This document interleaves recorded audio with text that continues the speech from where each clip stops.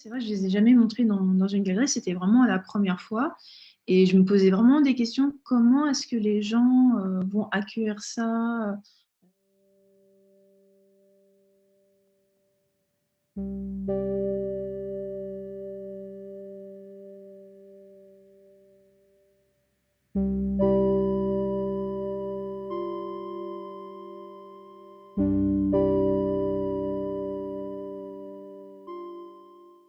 Première fois, parce que c'est vrai que, à l'exposition, Odile Wiseman, j'avais montré un autre travail qui était, sur, le métissage. En fait, je travaille, beaucoup avec, le tissu Mmh. qui viennent, de Thaïlande et du coup, j'en fais des métissages, je fais du tissage autour du ça, je fais un moulage de gants avec, là, je fais un ça encore en processus de travail. Par rapport à ces thématiques-là, mais c'est vrai que, ces clichés, c'est vrai, je les ai jamais montrés dans une galerie, c'était vraiment la première fois et je me posais vraiment des questions. Comment est-ce que les gens, vont accueillir ça, de bien, de mal? Mmh. Heu, donc le retour d'Elona a été vraiment important pour moi et elle m'a dit que vraiment il y a eu de très, très bons retours, que, les gens étaient très curieux, et le fait que justement je lui ai proposé de mettre des bouquins à côté de ces clichés, en fait, ça parlait encore plus aux personnes, ça offrait encore plus de documentation. En fait, le fait qu'il y ait autant de retours positifs, ça m'encourage à aller encore plus loin, en fait. Là, je suis en train de réfléchir, justement pour, imprimer ce que j'ai fait vraiment en très, très grand, en fait.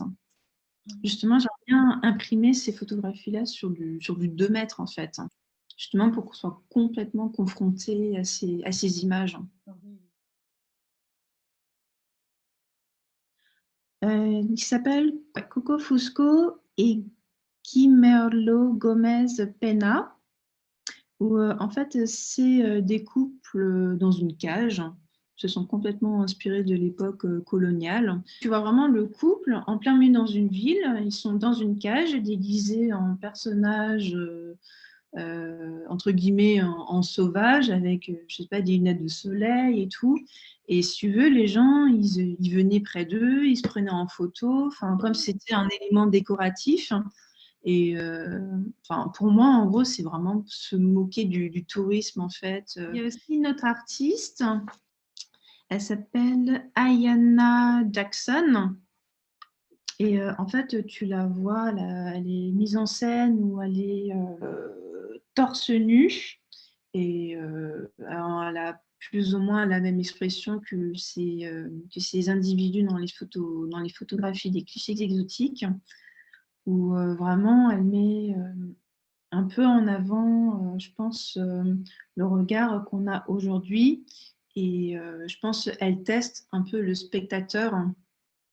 Comment est-ce que les gens voient, regardent? Est-ce qu'ils la voient comme une femme normale? Est-ce qu'ils la voient comme une femme noire? Est-ce qu'ils la voient comme une femme encore à l'époque? Je pense qu'elle veut nous faire questionner comment est-ce qu'on la regarde. Sybille Covey, Hander Mangon, je t'enverrai les noms. Elle travaille sur la photographie. En fait, elle va reprendre ses photographies. Et en fait, elle va retoucher ses photographies. C'est comme, par exemple, il y a une photographie avec, un groupe, d'indigènes et en fait, avec la retouche, Photoshop, elle va faire disparaître ces indigènes et en fait, on voit juste, la décoration, le fond et justement, en fait, elle veut faire, disparaître, justement, peut-être pour dire, si seulement ça n'a pas existé. Après si tu veux, là, je suis encore en période de recherche d'autres photographies, parce que je suis aussi allée au musée du Quai Branly et en fait, si tu veux, ils ont une collection assez importante justement de ces photographies-là. Ils ont énormément de photographies justement à l'époque des zoos humains, à Paris, tu sais, au jardin d'acclimatation. Mmh. Et justement, j'ai commencé à collecter justement des photographies chez eux. J'ai pu rencontrer certaines personnes qui travaillaient autour de ça. On a eu des discussions. Justement, ils m'ont encouragée à travailler justement sur cette thématique.